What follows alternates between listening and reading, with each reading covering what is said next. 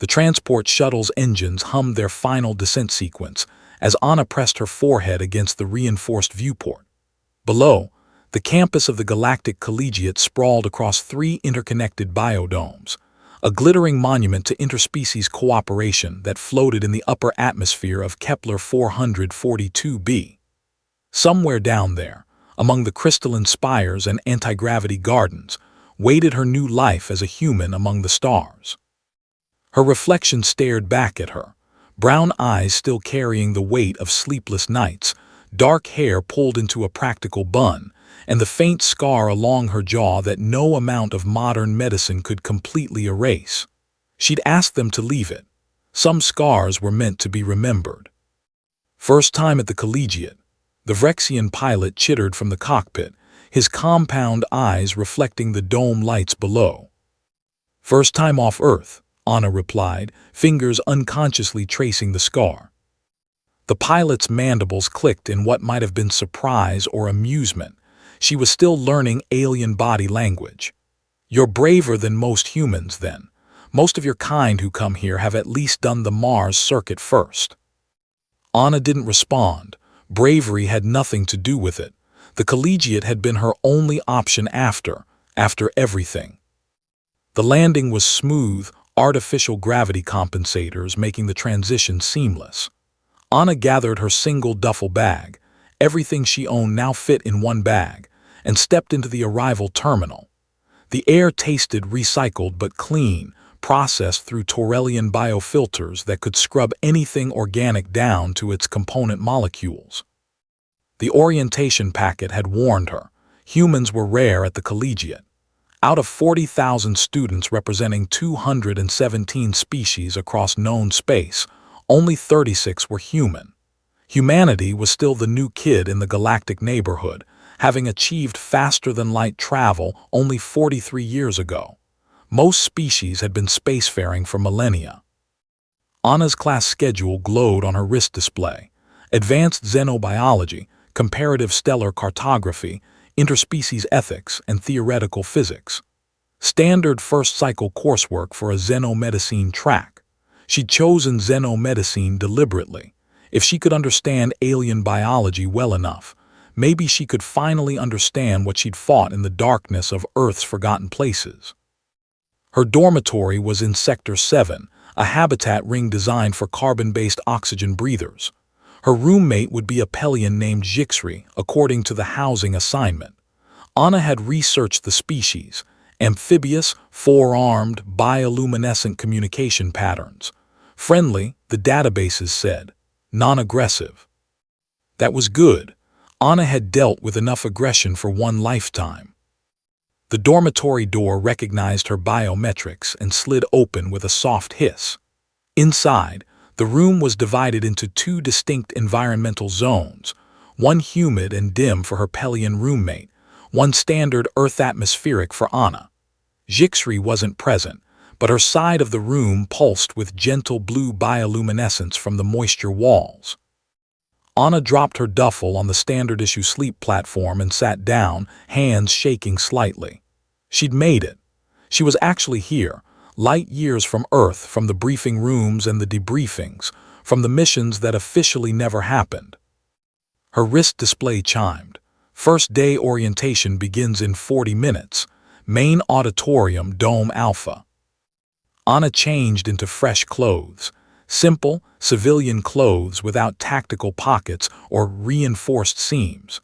Normal clothes for a normal student living a normal life. The mantra she'd repeated to herself every day since mustering out. The corridor outside her room thrummed with activity. Students of a dozen species moved between classes and common areas. A group of hexapod Krillians skittered past, their chitinous legs clicking against the deck plating. Two Velian diplomacy students floated by, their gas-filled bladders keeping them suspended in the air. A towering Greshkin, easily 3 meters tall, ducked through a doorway while studying a datapad. None of them looked at Anna with anything more than passing curiosity. Here, being human was simply another variation in an infinite spectrum of life. She arrived at the main auditorium early, choosing a seat in the middle section where she could observe without being conspicuous. The chamber was a marvel of engineering. Its walls could reconfigure to accommodate species with different sensory requirements, and the seating adapted to wildly different body configurations. Other students filtered in. Anna noticed a few more humans scattered throughout the auditorium, but they were indeed rare. Most seemed to cluster together, seeking comfort in familiarity. Anna stayed in her seat, alone. The orientation program was comprehensive but dull. Administrative procedures, emergency protocols, cultural sensitivity guidelines. Anna's attention drifted until the Dean of Xenological Studies took the stage. Dean Korshen was a Velosian, a species known for their eidetic memory and 12-dimensional mathematical reasoning. "You are here," Korshen's translated voice resonated through the auditorium's neural induction field, "because you represent the finest minds of your respective civilizations. The Galactic Collegiate does not merely educate. We forge the bridges between species, the understanding that prevents conflicts, and the innovations that elevate all sentient life." Noble words, Anna thought, but she'd seen what happened when bridges burned and understanding failed. She'd seen the things that lurked in the spaces between civilizations, the threats that the Collegiate's high-minded ideals never acknowledged. The orientation concluded, and students began dispersing toward their first classes. Anna checked her schedule. Advanced Xenobiology in Lab Complex Theta-9. She followed the holographic waypoint markers through the campus's labyrinthine corridors. Lab Complex Theta-9 was a circular chamber with modular workstations that could be configured for different species' physical requirements. The instructor, Professor Yith, was a mycelian, essentially a highly intelligent fungal colony inhabiting a humanoid containment suit. "Welcome to Advanced Xenobiology," Professor Yith's spore-modulated voice announced. "In this course, you will study life in its most exotic and dangerous forms. We will examine organisms that breathe methane, creatures that exist in quantum superposition, and beings whose consciousness spans multiple dimensions." The class settled into their stations. Anna found herself at a workstation next to a human male with sandy hair and an easy smile. He extended his hand. "Lewis Carver, engineering track. You're Anna, right? I saw your name on the human student roster." Anna hesitated, then shook his hand. "Anna Reeves, Xenomedicine." "Ambitious," Lewis said. "Most humans stick to fields we already understand. You planning to specialize?" "Exobiology, particularly hostile life forms." Lewis raised an eyebrow.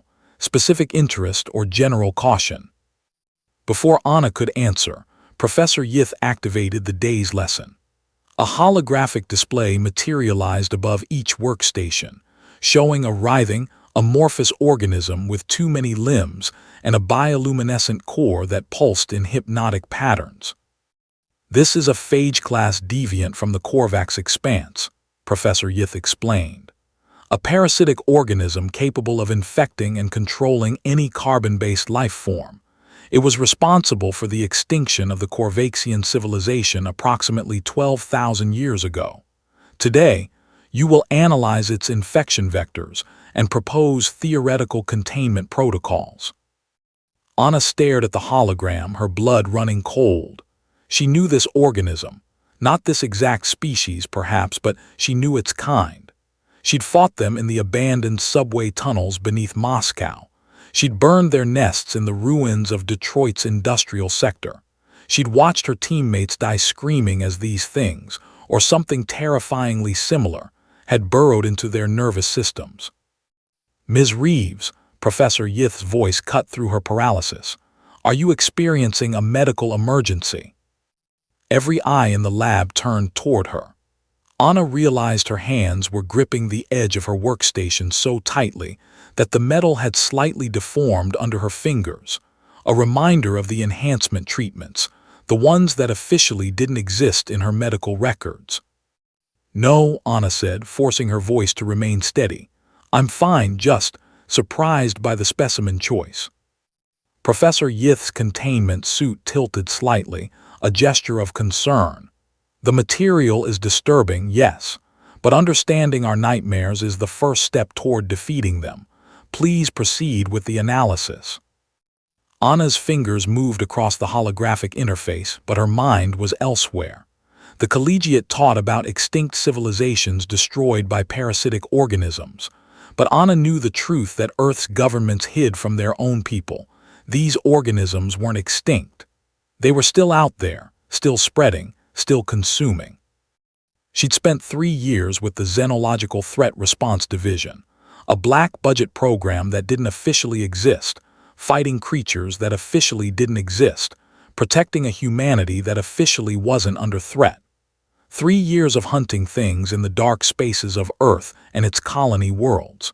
3 years until the mission in the Caracas arcology went catastrophically wrong. Anna completed her analysis mechanically, her training allowing her to compartmentalize.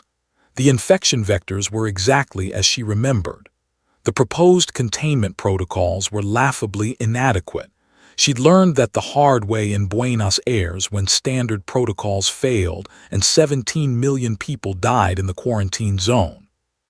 "Impressive work, Ms. Reeves," Professor Yith commented, reviewing her submission. "Your containment protocols are unusually aggressive. Most students propose diplomatic or isolation-based approaches. You've essentially designed a xenocidal response protocol." "Sometimes," Anna said quietly, "that's the only response that works." The class ended, and students began filing out. Lewis lingered by Anna's workstation. "That was intense," he said. "You really got into it, previous experience with xenobiology." "You could say that." "Want to grab something from the commissary? I hear the Pelian food stalls are supposed to be amazing." Anna was about to decline when she remembered her promise to herself. Normal life, normal interactions, normal college student. "Sure," she said. "Why not?" The commissary was a vast, multi-level food court, accommodating dozens of species' dietary requirements. Lewis guided them to a human-friendly stall serving something approximating Earth cuisine, though the synthetic proteins were manufactured rather than grown. They found a table overlooking one of the observation windows, Kepler 442b's turbulent atmosphere roiling beneath them. "So why xenomedicine?" Lewis asked between bites. "That's a tough track, especially for a first-cycle student." Anna considered her answer carefully. "I want to understand how different species survive in hostile environments, how they adapt, how they fight back when threatened." Very survival-oriented perspective. Most xenomedicine students I've met are more interested in healing and cooperation. "Healing and cooperation are important," Anna said, "but so is knowing what you're up against." Lewis studied her for a moment. "You know, you remind me of my sister. She served in the Colonial Defense Force. Same way of looking at the world, always assessing threats, always planning contingencies." Anna's guard went up. Is she still serving?" "Honorably discharged after the Titan Station incident. She doesn't talk about it much, but I know it changed her. She sees dangers that other people don't notice." "Maybe those dangers are real," Anna said. "Maybe," Lewis agreed. "Or maybe when you spend too long looking for monsters, you start seeing them everywhere." The next few weeks settled into a routine. Classes, study sessions, awkward attempts at socializing. Anna excelled academically. Her real-world experience with xenobiological threats gave her insights that purely theoretical students couldn't match. But she remained isolated, keeping her classmates at arm's length. Lewis persisted in his friendly overtures, somehow immune to Anna's attempts at maintaining distance. He'd appear at the library with coffee during her marathon study sessions. He'd invite her to join him and his engineering friends for recreational activities in the zero-gravity sports complex. Slowly, against her better judgment, Anna found herself relaxing around him. Then came the incident in interspecies ethics class. Professor Velkor, a Symmetrian philosopher whose species existed simultaneously in 3 dimensions, was leading a discussion on intervention ethics. Consider the Corvaxian scenario we studied in xenobiology, Velkor said. A parasitic organism threatens to destroy an entire civilization.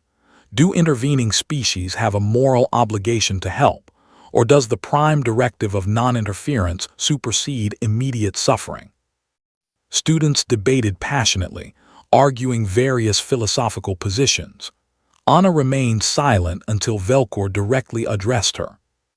Ms. Reeves, you've been unusually quiet. What is your perspective on intervention versus non-interference? Anna felt the weight of 37 sets of eyes, human and alien, turning toward her. She thought about Caracas, about the choice between quarantine and intervention, about the faces of the people she couldn't save. Non-interference is a luxury, Anna said, her voice harder than she intended. It's what comfortable civilizations tell themselves to justify inaction. When you're actually facing extinction, when you're watching people die, philosophy doesn't mean anything. You fight with everything you have or you die. Those are the only choices that matter. The classroom fell silent.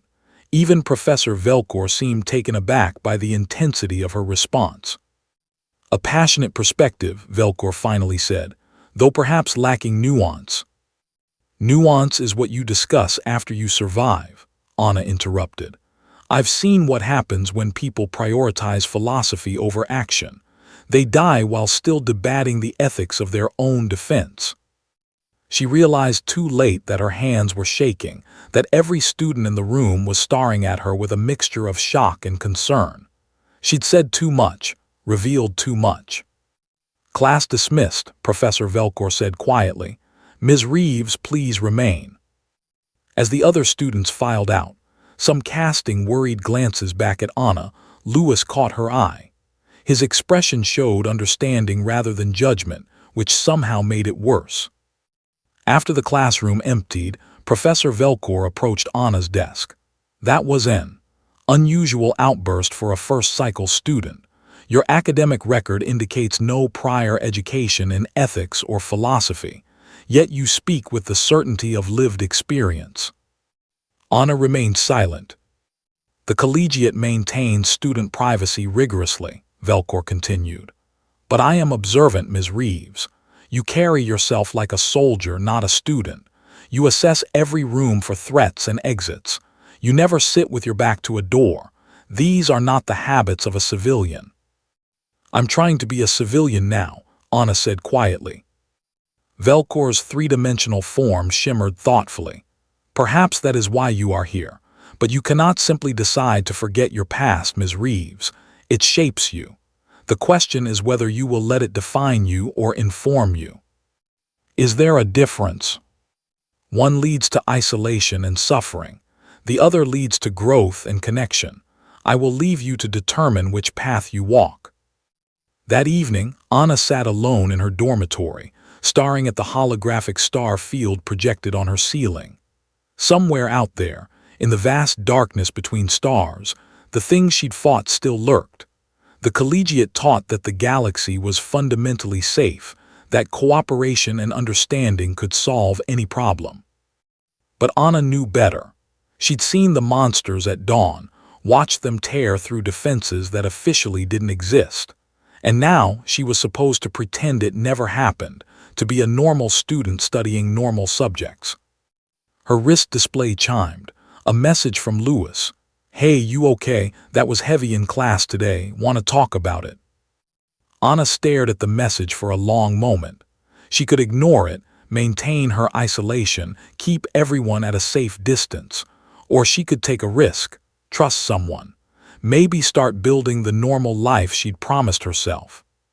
She typed back, yeah, I could use someone to talk to. 20 minutes later, Lewis arrived at her dormitory common area.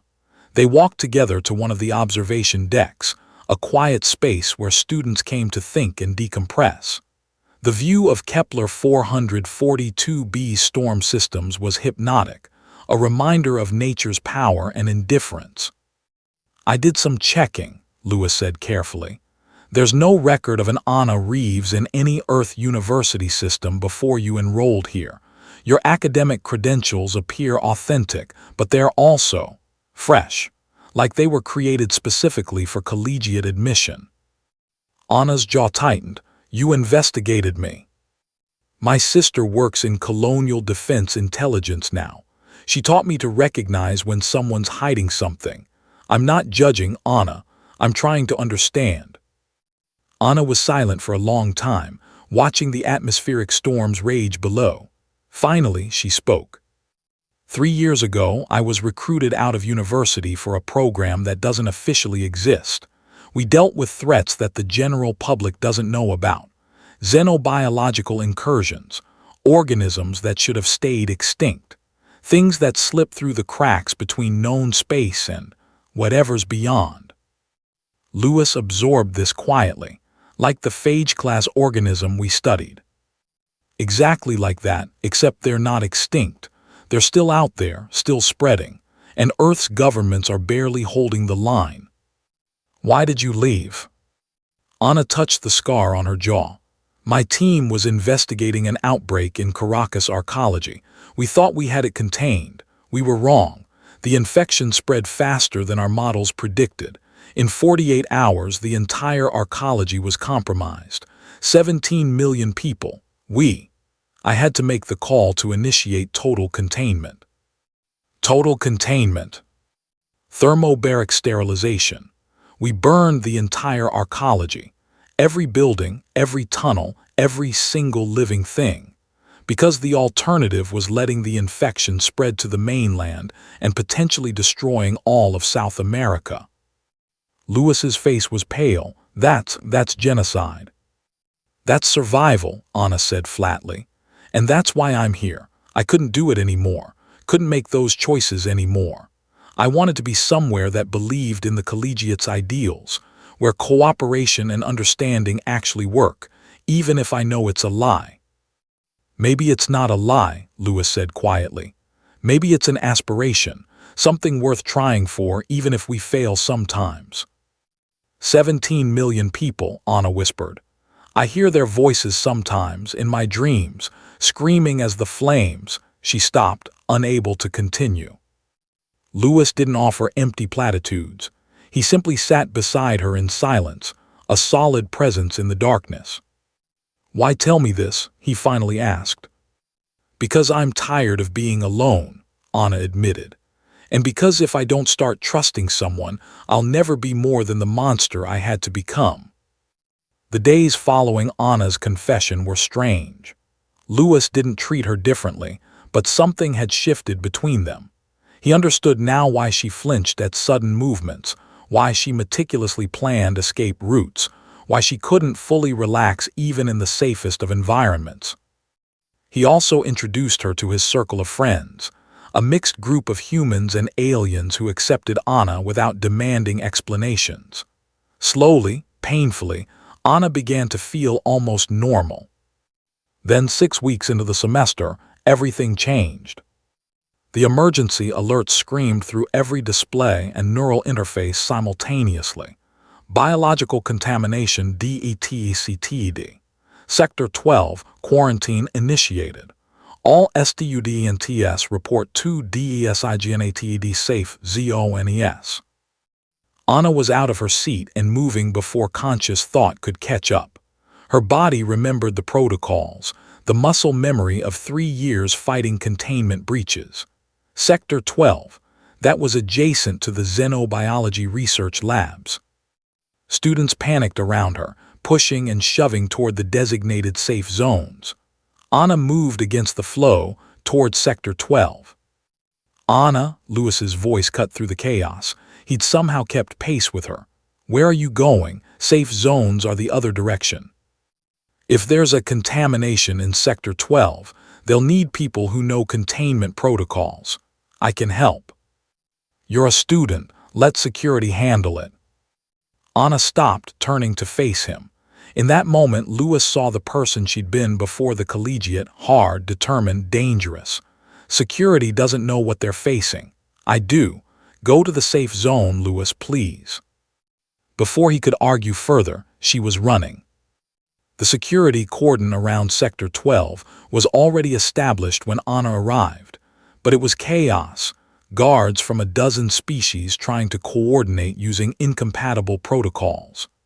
Anna spotted the incident commander, a Krillian security chief whose carapace markings indicated senior rank. "Commander, I have xenobiological threat experience. What's the situation?" The Krillian's mandibles clicked in agitation. "Research specimen breach, Professor Yith's lab. Containment failed on a phage-class organism." Anna's blood went cold. "How long ago?" 17 minutes. "We've sealed the sector, but we don't know if the organism has infected anyone before containment. You need to evacuate everyone in the sector immediately and initiate thermal sterilization protocols. Phage-class organisms can infect a host in under 60 seconds and remain dormant for up to 72 hours before manifesting. We cannot simply sterilize an entire sector without proper authorization. There are research materials worth billions of credits in." "There are people worth more than credits," Anna snapped. "And they're all dead if you don't act now. I've seen this before. I know what happens next."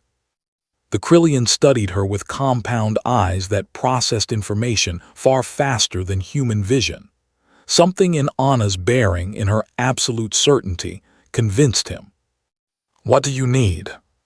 20 minutes later, Anna stood in a hazmat suit at the entrance to Sector 12, a thermal lance in her hands and a lifetime of nightmares guiding her actions. The sector had been evacuated, all except Professor Yith, who'd been in the contaminated lab when the breach occurred. The professor's containment suit had been breached. The phage organism had infected the mycelium colony inside. Anna found them in the lab, Professor Yith's form writhing as the parasite rewrote their cellular structure from within. "Ms. Reeves," Professor Yith's distorted voice managed, I am compromised, you know. What must be done?" Anna raised the thermal lance, her hand steady despite the tears streaming down her face. "I'm sorry." "Do not be. You warned us. We should have listened." The thermal lance discharged, its focused plasma beam reducing Professor Yith and the phage organism to sterile ash in a microsecond. Mercy and necessity combined in one terrible instant. The aftermath was extensive. Investigations, debriefings, psychological evaluations. Anna's hidden past emerged fully into the light. The collegiate administration discovered exactly who she'd been, what she'd done. There were calls for her expulsion, accusations that she'd been hiding dangerous knowledge, debates about whether Earth's secret wars should disqualify their students from galactic education. Through it all, Lua stood beside her. So did her roommate Jixri. So did the friends she'd slowly, carefully begun to make. The final decision came from Dean Korshin herself. Anna stood in the dean's office, prepared for exile. "Ms. Reeves," the dean said, "your actions saved approximately 43,000 lives. Your experience and knowledge, however acquired, proved invaluable during a crisis that our standard protocols could not adequately address." Anna waited for the other shoe to drop. "However," Korshin continued, "you also violated numerous collegiate policies by concealing your military background and operating outside proper authority during the containment crisis." "I understand," Anna said quietly. "I'll pack my things." "You misunderstand," Korshin said. "We are not expelling you. We are offering you a position." Anna blinked in surprise. "A position?" "The collegiate has been naive, perhaps, about certain realities of our galaxy. We teach cooperation and understanding because those are noble goals. But we have not adequately prepared for situations where noble goals are insufficient.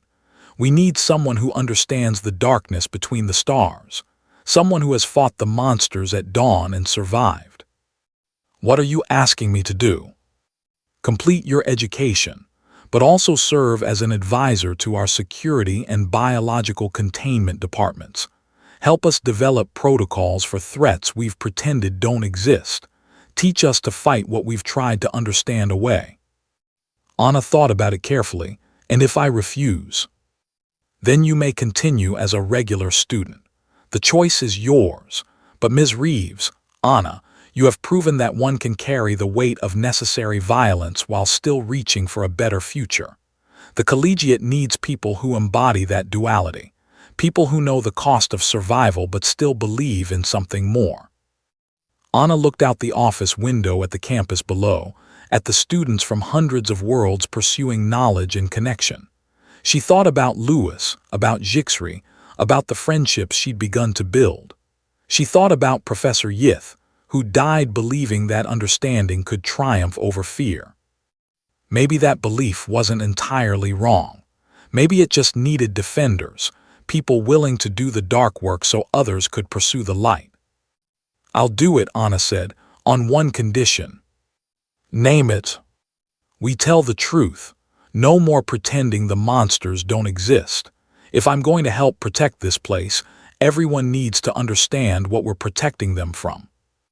Korshen's eidetic memory flickered through 12 dimensions of consideration. Agreed, though it will be uncomfortable for many. The truth usually is, Anna replied. 6 months later, Anna stood at the front of an auditorium, not as a student now, but as an instructor. Her course, Practical Xenobiological Threat Response, had drawn the largest first-cycle enrollment in collegiate history. Among the students sat Lewis, grinning at her encouragingly. Welcome, Anna began, to the class that will teach you what most of the galaxy would rather not acknowledge. The universe is beautiful, full of wonders and opportunities for connection. It is also dangerous, filled with things that will kill you without malice or mercy. Both things are true. Both things matter. She activated the holographic display, showing a phage-class organism in all its terrible glory. This is one of the monsters I've fought. By the end of this course, you'll understand how to identify it, contain it, and if necessary, destroy it. Not because we want to destroy, but because we want to protect. Because sometimes love means being willing to do terrible things so others don't have to. A student, a young Pelion in the front row, raised a glowing appendage.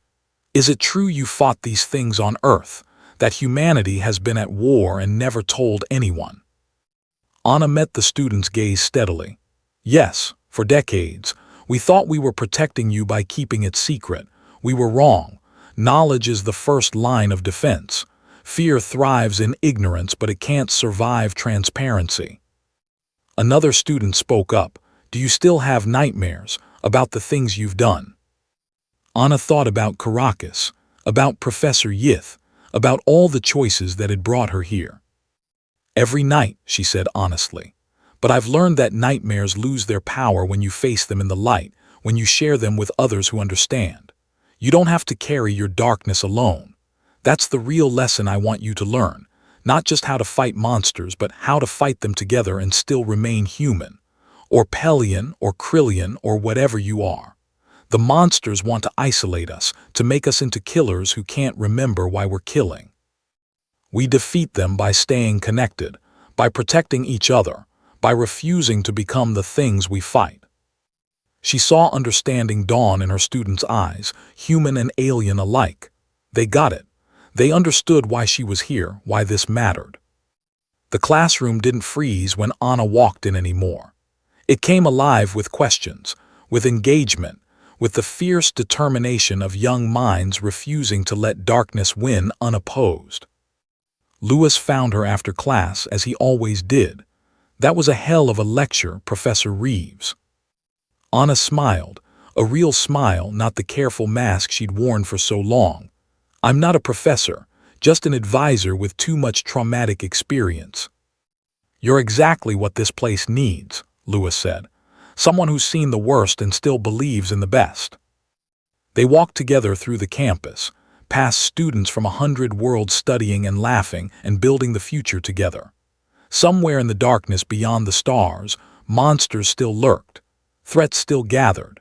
But here, in this impossible place where civilization reached for its highest ideals, Anna had found something worth fighting for that wasn't just survival. She'd found hope, complicated, difficult, hard-won hope.